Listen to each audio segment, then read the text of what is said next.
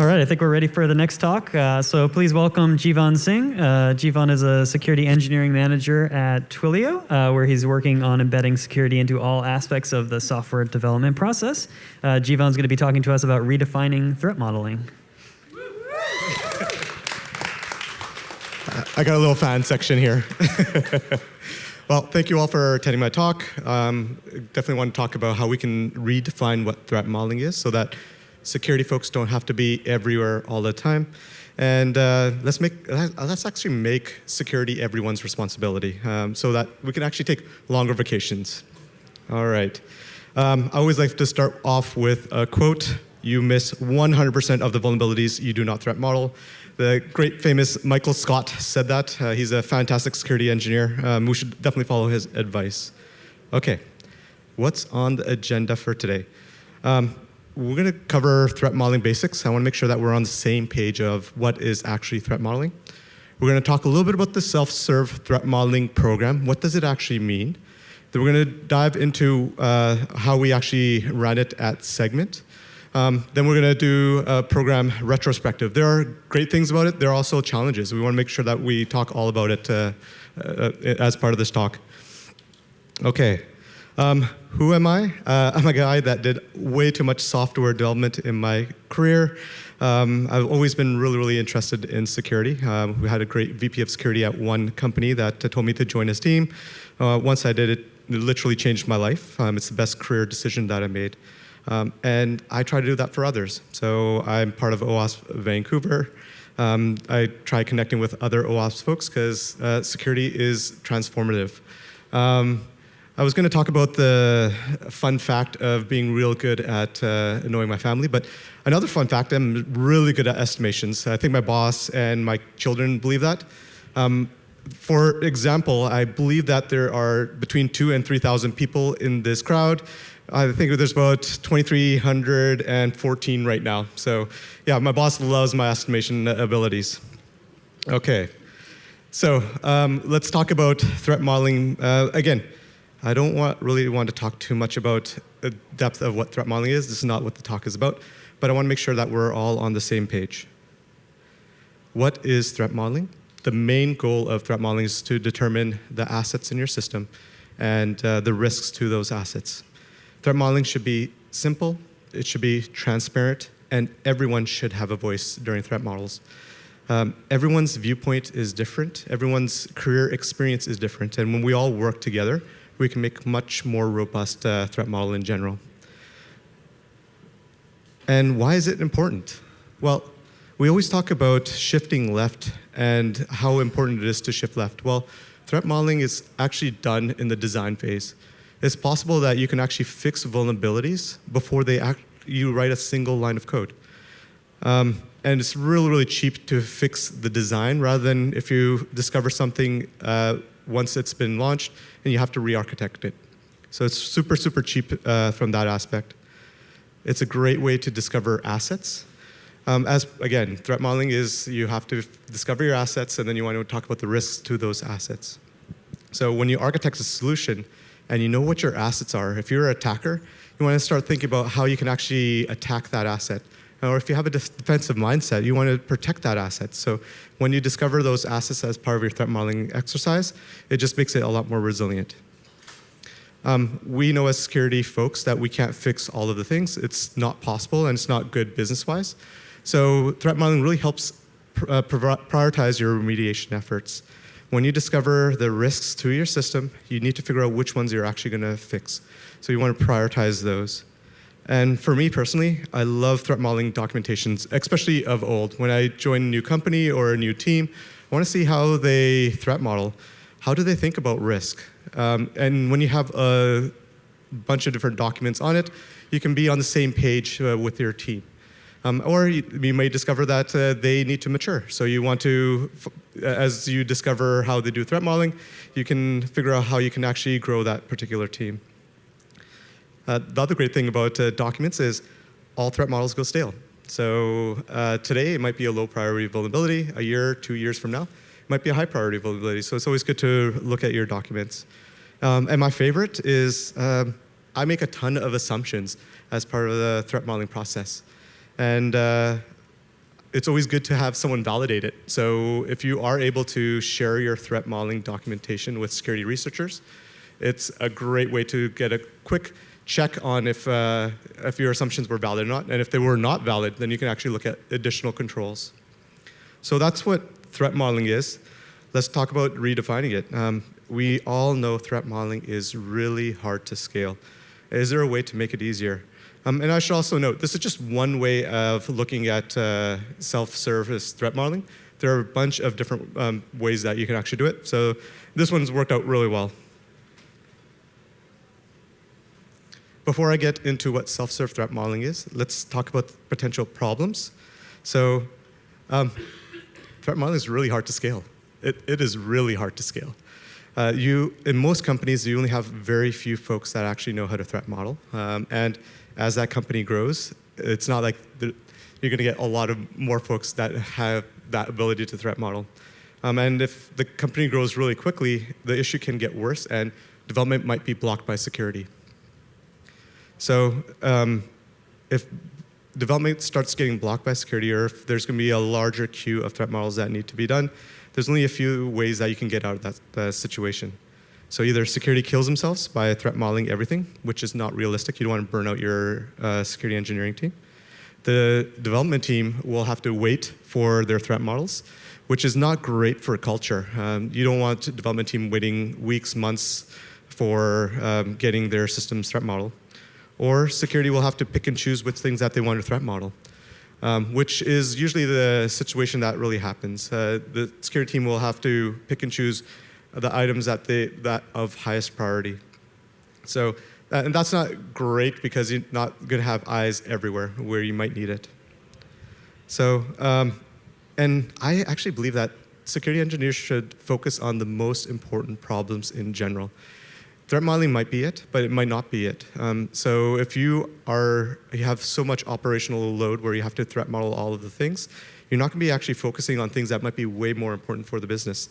It might be implementing security tooling, looking at things that maybe actually threat modeling is, but you can't get to all of the threat models. So we really want to make sure that we are able to allow the engineering team, security engineering team, to have the autonomy to figure out what they really need to focus on. Okay, so in my utopian world, developers are going to do the vast majority of threat models. That means that they're going to identify the assets, they're going to discover risks to those assets, they're going to prioritize those risks and figure out what they're going to remediate. It will be their responsibility from end to end to do all of that. The security team should really focus on training developers to become better threat modelers. There are going to be gaps as part of the training process, and you'll discover that when you see the threat models, you have to understand what those gaps are and build it into your training program. New employees will get all of the training, but you should also be building training for those that are good at it to make them even better. We want everyone to be better and better and better. Ideally, they can become, engineers can be as good as intermediate security engineers or even senior security engineers. Self-serve threat modeling is a great way to scale with any size organization. If your engineering team knows how to threat model, it doesn't matter if you have 100 engineers or 10,000, you're going to be able to threat model all of the things. And last, my favorite goal is actually to make a bunch of mini security engineers throughout the organization. When you have a bunch of mini security engineers, they're going to be finding bad things all over the place. And as an engineer, if you find something that's wrong, you have incentive to actually fix it yourself. You're empowered. You want to fix the problems that you've discovered. So that cycle is so much better that way.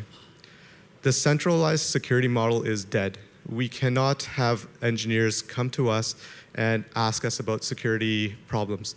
We really have to push all of our knowledge to the engineers themselves. They have to understand security. They have to own the risk themselves. Okay, so does that solve our problems? Threat modeling is hard to scale. Well, if engineers are good at threat modeling, it doesn't matter. We are going to be able to scale for any size organization. Will engineers be blocked by security? Well, nope. Since they are able to threat model themselves, they don't have to wait for us. They can go ahead and do what they need to do.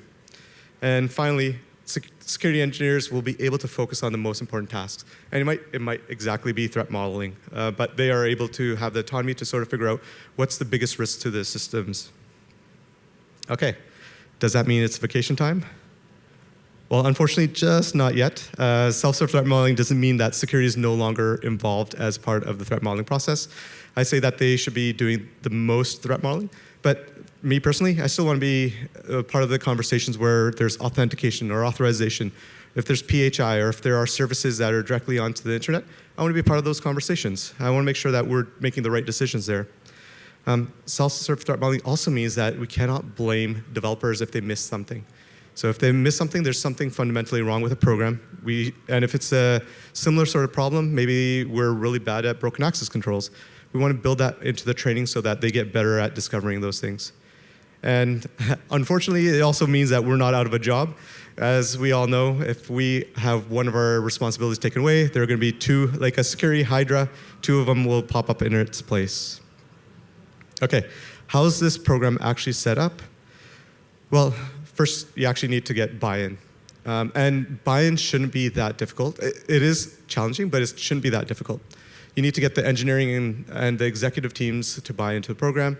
And mostly because it is a big commitment, we're shifting a lot of responsibilities from the security team to the actual engineering team. But you want to hit on the key benefits. You're going to have faster development time and better security. So faster development time because they're no longer being blocked by the security team for threat models.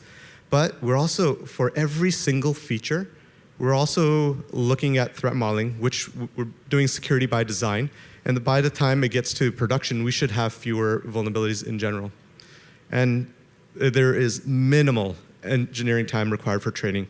And I'll talk about that when I hit the other slides, but there's absolutely minimal amount of engineering time for training required.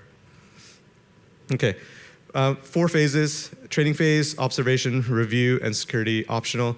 My opinion, it's really training and security optional. Training phase, observation, and review phase are just different sorts of training phases. And security optional is when it's actually security optional. And I'm going to break it down for all of them. So self-serve threat modeling means engineers have to know how to threat model. It kind of makes sense. But we have to make sure that we enhance engineering teams' motivation to learn. You should want them to want to be there. And in order to do that, for me, I would need to make sure that the material is very fun and engaging. If it's not fun and engaging, it's gonna glance over for me. So you want to make sure that the sessions are interactive. They're small, they're intimate, so that you could actually talk to the individuals. They're not afraid to speak up so that they can ask questions. Ask a lot of questions for the group themselves. Keep them on their toes. And you have to realize security is a marathon and not a sprint.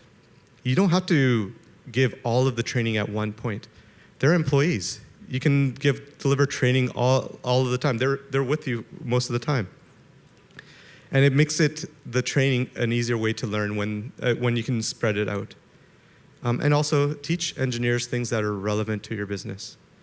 So it should be done in the same vein. Threat modeling training should be done in the same vein as how you threat model in your organization. So if you use Stride to discover vulnerabilities, teach them how to use Stride. If you want to do risk assessments, teach the engineering team how to do risk assessments.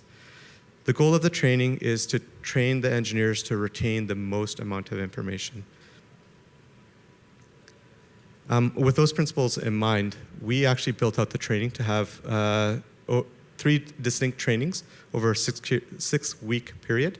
So week 0, we had 1, week 3, and week 6. And we broke it out because anytime I went to Black Hat or an OOPS training, I didn't really retain too much information. I'd get 8 hours, 16 hours of training, and I want to say I think I'm smart, but I probably retained about 10% of what I got trained. So these are your employees. Break it out, make it digestible, make sure that they can actually learn. The first training that we did, I want to introduce the concept of threat modeling. So we talked about Stride with a lot about the theory. We did very little actual hands-on because I really wanted them to understand the theory. The second one, we introduced assets and data classifications, which are important to our business. So we got to get them, once we introduced those topics, it didn't take too much time. We got them to do a lot of hands-on threat modeling at that point. So get their hands a little bit dirty, a lot more than the first session. And the third one, ideally you're threat modeling with a single team. You're teaching a single team. Find something that they own. Find a feature that they own. Do a deep dive into it and teach them how to do threat modeling from end to end as part of that session, exactly how you do it in your business. The good thing is Segment has allowed us to open source the training. All the training is open source. Please use them. Don't start from scratch. I'll provide links at the very end. So a few takeaways from the training phase. It takes years for security folks to get good at threat modeling. I know it took me a long time. So don't expect the engineers to get it right away. Be there, support them, build them up. And you need to bring the training to them. And the way that I did that is we started off with physical concepts that they understood. Personal safety. I talked about a house. How do you secure a house? What are the type of threats there? And once they understand the different type of vulnerabilities as part of that, you move it into the software world. You show them, okay, it's the same thing, but it's just different terminology. It's the same thing at all. And then lots and lots of hands-on practice. I need hands-on practice when I'm learning things, so making sure that they had it. And part of it, we actually broke out into mini groups where people were able to discuss some of the vulnerabilities that they discovered as part of the training exercises. Failing fast. Training, you can spend so much time on building up your training. Don't do that. Fail fast. Come up with the training, deliver to engineering team, and iterate on it. I struggled for about a month with the training. My boss, smart guy, he pushed me to just put it out there and iterate on it, and it took me 2 weeks to get it to 98%. And training is hard over Zoom. I've always done workshops in real life. I can look people in the eyes. I can see if they're actually understanding things. Training was really, really hard over Zoom. I got people to keep their videos on, and I kept everything engaging, so I asked random people questions. So they were always kept on their toes. And they were kept on, they were definitely kept on their toes, so much so that I remember one engineering manager was so afraid to go to the washroom because he might get called on. So definitely keep that fear in them for the training so that they're engaged. All right. And then we had a lot of real good testimonials.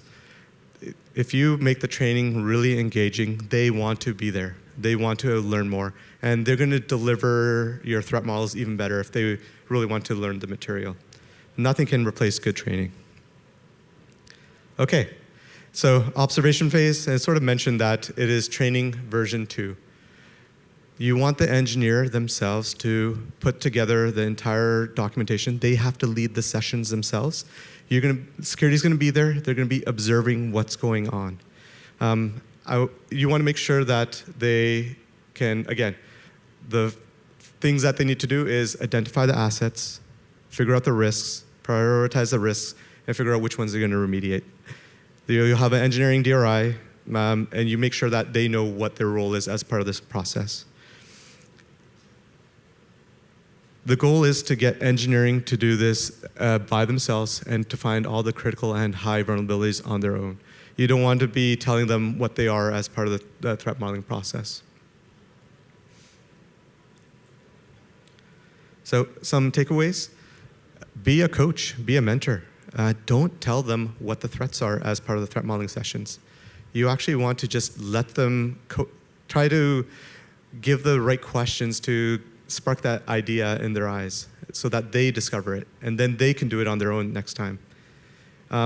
I actually helped a lot of the engineers with the documentation. So a few days before the threat modeling session themselves, I jump on a one-on-one. I talk through and say, okay, these are your responsibilities. You have to lead, you're a leader in this threat model. You have to make sure that the people are talking, everyone's bringing their ideas. And then it gives you an opportunity to actually sell threat modeling. Threat modeling is a team sport. So you make sure that the DRI that's responsible for the threat model, the engineering DRI, they're bringing the right people into the threat model. And they need to make sure that that no one's quiet as a part of it. And ideally, you can close the loop with the engineer afterwards. So if they did a great job, let them know that they did a great job. If they needed a little bit more coaching, give them that little bit more coaching. Please note, some people are really, really natural at it. Literally the first self-serve threat modeling session that I did was me and a principal security engineer.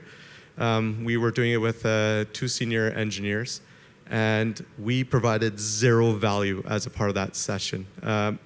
I felt great that the program worked, but I felt bad that I wasn't able to really provide anything to them. They felt like they already learned everything. So super, super proud of those individuals. Again, close the loop. This particular engineer did a fantastic session. He was, without prompting from us, he was calling out everyone that was really, really quiet in the session. I had a conflict. I had to leave halfway, and I felt comfortable leaving halfway because I knew he was doing such a great job. He's still one of our top threat modelers. Review phase. This is where things are a little bit more challenging. Security is no longer in the room. We're going to actually be looking at the artifacts and making sure that everything looks well. So again, they're engineers. I'm going to keep iterating the 4 things. They have to discover assets. They have to figure out the risks. They have to prioritize the risks and figure out which ones they're going to remediate. They're going to do that all without you, and you're just going to look at the artifacts. And you know that they're doing a good job when they have all of the critical and high vulnerabilities done by themselves. In reality, we've run into this situation a lot of times when it should have been the observation phase. Some folks, like me, I don't follow instructions very well. Some folks, they thought they saw the threat modeling section in the design document, so they filled it up. When we got to the threat modeling session, it was fantastic. 90% of the risks were already covered. We just had to push them to find the last 10%. Hopefully when we give the talk next year, we'll give you a lot more actual metrics of how this all turned out on the review phase. Security optional, everything should be threat modeled. Like literally everything should be threat modeled. All your developers will know how to threat model, so there should be no part of your system that is not getting threat modeled. Security should only be involved in the most sensitive things. I already talked about being part of the authentication, authorization, PHI, anything on the internet. Security is literally optional. We should be spending times on the most important problems. If it's threat modeling, sure, but if it's not threat modeling, let's spend our time there. In this phase, we should start seeing a drop in the number of vulnerabilities that are being discovered as part of third-party tests. So bug bounty, pen test, we should see a significant drop at that point. And hopefully we have to actually pay our researchers a lot more to find vulnerabilities as well. So that's another signal that you can use. And for now, you can kick up your feet for reals. Okay, program learnings. And there were a lot of things that we learned about this particular program. So this isn't rainbows and cookies. This was a really, really challenging program. There are a lot of challenges as a part of it. We'll start with, it is a multi-year program. I'm going to emphasize the year part. It can't rely on a single DRI, security DRI, to actually run the program. Especially in this hot market. It's you don't want to rely on one person, but you also don't want to burn out that one person running this sort of program as well. So you need to make sure that you have a group of folks that are actually running this program. They're all on the same page. And it's a large and key investment from the security team. And actually, it's a large and key investment from the engineering team as well. So you need to make sure that there are a group of folks that can actually run it themselves. Training is hard. Training is really hard. And it's hard for a lot of different reasons. First reason is you have to train a large number of people. So as part of the program, I personally trained 120 engineers. It was a course of 2 quarters, and I burnt myself out with training. Definitely don't do that. Make sure that you have other trainers as a part of it. I took a quarter off from trainings because I just didn't want to do delivering the same training in and out day and day. Kind of can get boring as well. So you want to make sure you have a stable of trainers as a part of that. Have you ever delivered someone else's presentation? I've done that in the past. That's really hard too. It's not your content. You don't own it. You're not really super familiar with it as well. So you want to make sure that the trainers that you have, you give them the autonomy so that they actually own the training themselves. Let them modify it, make it their own. You're going to be covering the same sort of topics, but it's going to be their own, and they can deliver that training much, much better themselves. You still have your regular threat modeling challenges. Are devs threat modeling all the things? Maybe, maybe not. So you got to make sure that you continue to focus on uplifting your threat modeling program. We have some challenges on the segment side where we weren't sure if developers were threat modeling all the things. And the way that we were storing our threat models was all over the place. Fortunately, Twilio is a little bit more systematic. We have a singular folder where we store things, but there are some learnings that from Segment that we can do things a little bit better. I talked about training folks at Segment. Twilio is a lot larger than Segment. It is considerably larger. It's 20x size of Segment. So scaling this program to large enterprises is super, super hard. We have maybe now 200 engineers on the Segment side. We probably have 2,500, 3,000 engineers on Twilio. So you really have to have a strong investment, and you have to have a strategy on how you're going to train everyone. So it is not an easy program at the enterprise levels. I'm hoping that someone on the team can talk about it more next year. We'll be definitely rolling this out at the Twilio scale at some point. Lastly, it's really hard to maintain a good ratio of people that are trained. I had wrote this note before the market got really, really hard and there's a lot of attrition. It's doubly, triply even harder now. A lot of the trained people leave the organization and you have a lot of new folks coming in. So the ratio is really, really tough to maintain. A good ratio is really hard to maintain. So, I talked about the challenges, but there are a ton of wins as well. We are threat modeling so much more. It's night and day with how much we're threat modeling now. The organization is less afraid to threat model. It's achievable. They understand the process. Engineers understand the process. They're not afraid to reach out. So they're doing it a lot more often. We embedded the threat modeling template as part of their design document. So they are always aware. They know what the steps are they have to take in order to properly do their design document. Engineers are really good at threat modeling. It is crazy how good they are at threat modeling.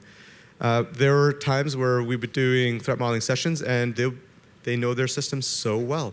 They know everything, where all the bodies are buried into the system. So when you tune them to discover security vulnerabilities, they're going to find them. Security folks like me, we come in, we learn about your system. It's an hour, 2 hours maximum to learn about your system, and we're supposed to find all the vulnerabilities, which is not realistic. There'll be situations where it would take me maybe 16 hours to find vulnerabilities that engineers are able to find just because they already know their system. So it's way, way more proficient to actually train the engineers. They don't have to find all the big things. They have to find big things, but they don't have to find all of the things. So again, I always harp on making sure that they find the critical and the high vulnerabilities. We're going to be part of all the threat modeling sessions where it's really, really high risk, risky areas of the system. There we're going to find all of the things, but in all the other systems that we don't find are high risk, they'll be able to find the critical and high, and that's good enough for us. Our security culture improved leaps and bounds. It's been crazy how well our security culture improved. One of the stories I have there is that at the time, a lot of our security engineers were on the Pacific time zone. And one day, Segment is a Golang and Node shop. And one day, Node dropped a high vulnerability patch. So one of the engineering managers on the East Coast, he discovered that vulnerability. He's like, okay, this is applicable to my team. He patched his team. He notified the 2 other managers that were East Coast.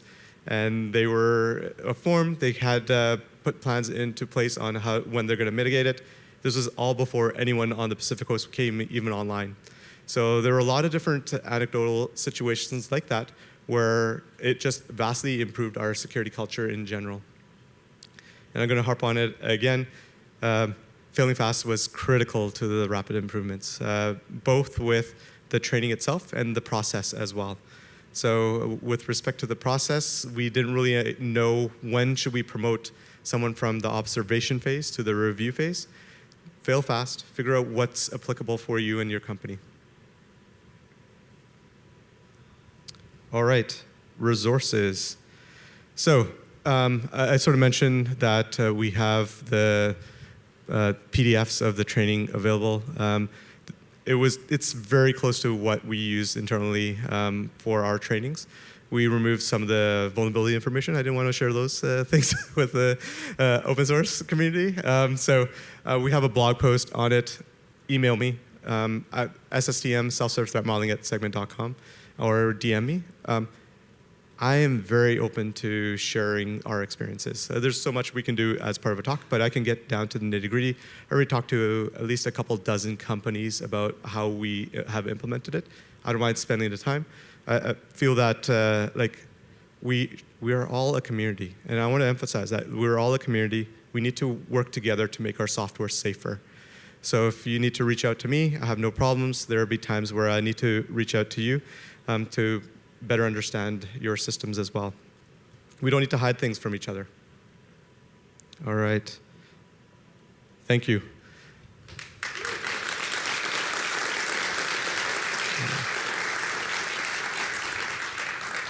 Do we have any questions? Yes.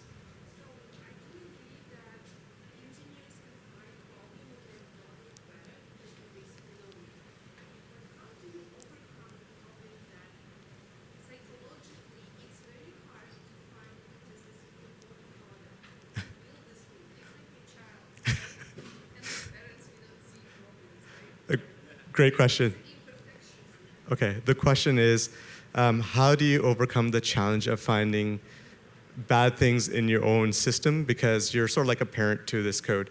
It depends on people's personalities as well. I remember working at a company a few companies ago where I spent 5 years building this one system, and then I knew for the business to move forward, I have to put all the effort to actually kill this system, and so we can move on to the next generation. So some parents are bad like me. But there are a lot of good parents where they want to protect their child. I don't think I came across that sort of problem. As part of the process, we did have folks that were just harder for them to understand vulnerabilities as part of their system. We tried coaching them. So again, as part of the threat modeling, the actual sessions where security is in there, your job is to coach and mentor. I don't want to tell you, as a good parent, I don't want to tell my kids if I'll hint at them when they're misbehaving, but I want them to discover when they're misbehaving. So similarly, I want to make sure that the engineers themselves are finding the vulnerabilities themselves, and if they aren't, I'm going to drop hints. If they aren't, I'm going to point a little bit closer, and if they're not, then I finally will actually tell them what they are. But these are mentorship sessions. We want to make sure that we're continuously telling them and getting them better as part of the process. Yeah, go ahead. Okay.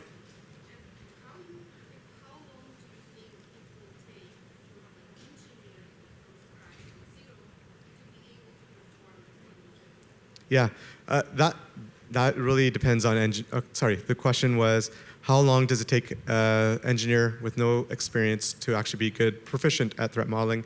That really changes with engineer to engineer. Most senior staff, principal level ones, they didn't require much training. Like, they did the training, and then shortly afterwards, maybe a threat model, maybe two, they're already really, really proficient at it. It was the junior and the intermediate folks that really needed a lot more help, which is okay. They're junior and intermediate folks. That's why they're at that level. But we're there to coach them and guide them. And then the ultimate situation would be if you train the engineers so well, they can deliver that training. They can deliver that mentorship, so that circle as part of their team is closed very quickly. Perfect. I know I had a question here first. How do you address pushback from engineering leadership? Ah. Engineering itself? Yeah. With that buy-in, what kind of incentives do the engineers have Love that. for doing this? Good. The question is around how do you deal with the pushback from engineering management? So we talked a little bit about the amount of threat modeling training. There's 3 training courses. It was a total of 5 hours. First one was an hour and a half, second one was an hour and a half, last one was 2 hours. 5 hours of training is not bad at all. And then the threat modeling session, they had to do them anyways. They're supposed to be, every feature should be threat modeled. So we're adding maybe about another half an hour to the engineer's time as part of that threat modeling session. So the buy-in itself was very easy to implement. And at the end of the day, we sold them on the fact that your velocity is going to go up considerably. So first, we're going to be threat modeling all of the things. So we're going to be having a lot, theoretically, we should have a lot fewer vulnerabilities. If you have fewer vulnerabilities, it's going to be fewer hours put into doing security work. And it'll be those hours you can use for development and feature work. So that's how we sold it to them. Told them long term, you're going to be saving a lot more time in general. Perfect. Just a comment, you could probably tie it to the budgets. Yes, this is, yeah, we could definitely tie it into Eric's budget talk. Close the loop. Yeah. So, two questions about that. From your personal experience, what is the ratio of security engineers towards the software developer engineers? How that ratio changes as the organization matures? Perfect. So the question was, what's the ratio of security engineers to engineers, and especially as an organization matures? I've seen it different at so many different companies. It really depends on the companies themselves. But again, the program's goal is to actually build mini security engineers everywhere. At companies that are smaller startups, you can do that considerably faster. At larger enterprise, you have to be very focused on the people that you want to actually develop. So maybe you want to develop your architects first because they have a lot more sway in how the technology is going to be built. So you spend the vast majority of the time there, or maybe your principal engineers in general. So at a larger organization, you want to be very focused on the type of folks that you want to actually train. Perfect. Yes?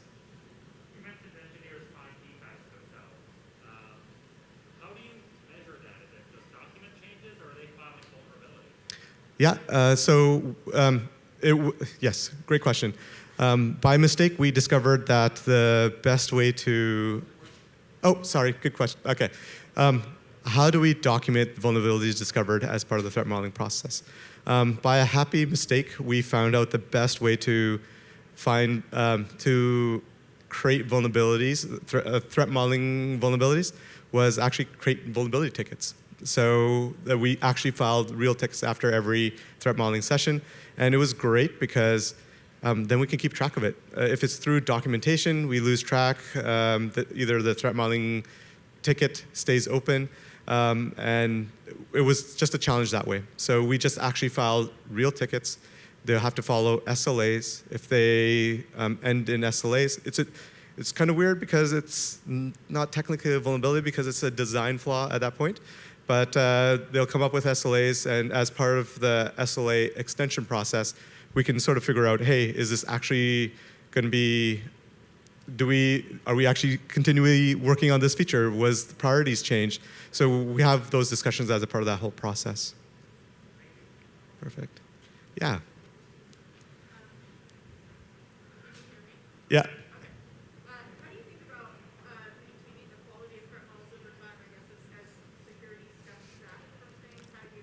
Love it. The question is, how do you ensure the quality of threat models stay well over time? During the security optional phase, one of the things that we want to do is make sure that we continuously take a sample and we're actually reviewing the artifacts after the fact so that you actually can make sure that the quality of threat models stay well over time. And in addition to it, you should continuously build more threat modeling training. So you have your 100 level, you should have your 200 and 300 level ones so that you continuously training folks that have been threat modeling so that they remember and do other things as a part of it. Perfect. All right. Oh, sorry, yeah. Yeah, my question is more around threat modeling versus an alternate to threat modeling. Your stance is that threat modeling should be done for every feature. What about an alternate where you train your product managers to write user stories in a manner that is fail-safe, that is basically focusing on failure conditions and security conditions that are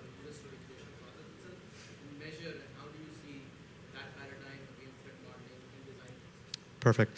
The question is, is threat modeling the only thing that we should do, or are other solutions like using product management to really build out security user stories as part of their process?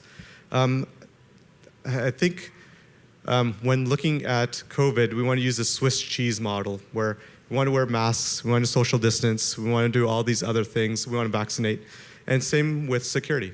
So if we can get our product managers to do the security user stories, we threat model, we do bug bounties, we have security tooling, all of that combined will make sure that our products are really, really safe. So I wouldn't say that they are different. I would say that we will work on those on parallel to make sure that we have a much more robust life cycle. Yeah. You mentioned how security is still involved in some threat modeling, and it's particularly sensitive things. How does engineering know that they need to involve security?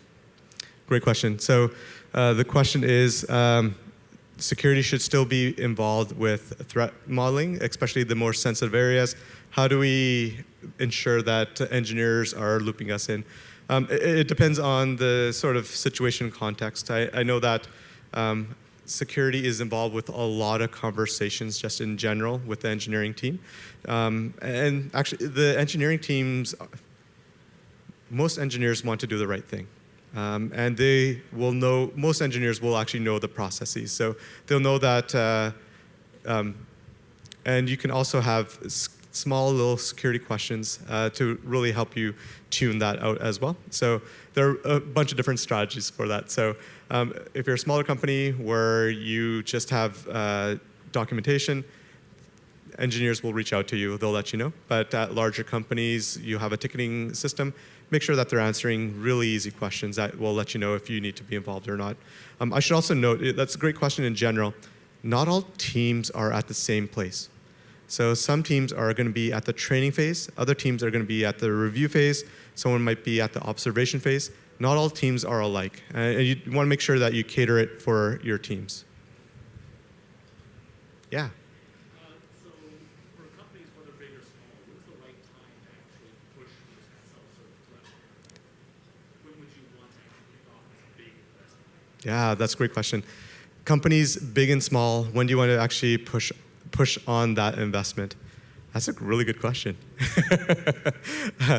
I guess I would say that when some of the foundations are already built. So that's a hard one. I would lean on the foundations, and it has to be the next evolutionary step for the organization, because you have to have the right buy-in from management, engineering management, and executive leadership. So you have to make sure that it is at the right priority level. It's a really roundabout answer, but yeah, you'll know. Yeah.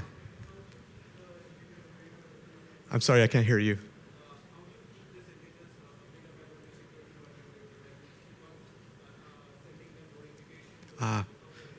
Perfect. So the question is, how do you keep the engineers updated on security vulnerabilities? We don't want, great question.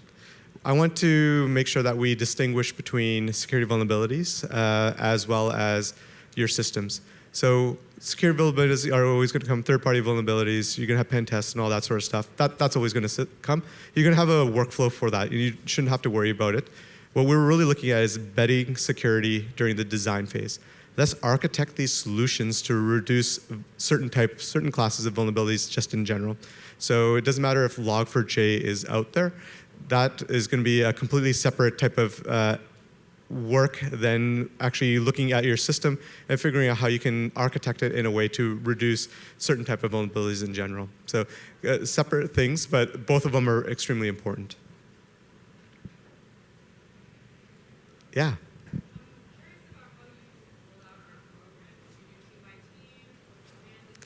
Yeah. Yes, great. Okay, the question is, how did we actually roll out our program? We did it by team. So on the segment side, we focused on individual teams. I wanted the conversations small and intimate. I wanted people to actually learn. My goal is to actually teach them so that they can learn about security. So we rolled it out with teams, with the last training to be on a feature of their own. But after a certain amount of time, you've already trained all the teams, and there's new people coming into the company. So what we would do in that scenario is we would put all these folks that are from different teams together, we train them up, and then we would do a threat model of one of the systems that we have to threat model anyways, so that they get trained up on that. So a lot of the statuses on which phase they're on was based on teams as well. So I sort of mentioned earlier that some folks were in the observation phase, and some were in the review phase. So we made it mostly team-based from that respect as well. That will be a talk for another day. Eric built out a way to incentivize folks to really do security work.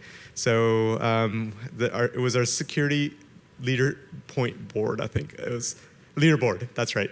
So security leaderboard, it was fantastic. It really, you saw how folks wanted security points. So finding vulnerabilities, running threat models, fixing vulnerabilities would give them points. And there was actually competition for being on top. It was a great program. Yeah. Yes. Do you have a way of cross-sharing vulnerability discoveries and across organizations? And is there a way to bubble up the vulnerabilities to a central platform which can be vulnerability? Perfect. The question is there a mechanism to share vulnerabilities across the entire platform? So I sort of mentioned that self-serve threat modeling won't solve all of your problems. So those are some of the problems that we continue to have. But if you do build out, maybe with sharing, you might want to make sure that there's certain attributes that you want to label. There is XSS vulnerabilities or broken access controls. You can still label those attributes to see the type of vulnerabilities that either you're missed by your threat modeling program or things that we discovered as part of the threat modeling program to sort of know where their gaps are as part of the program and add more training there. But no, we personally didn't, but that's a fantastic idea in general. Yeah.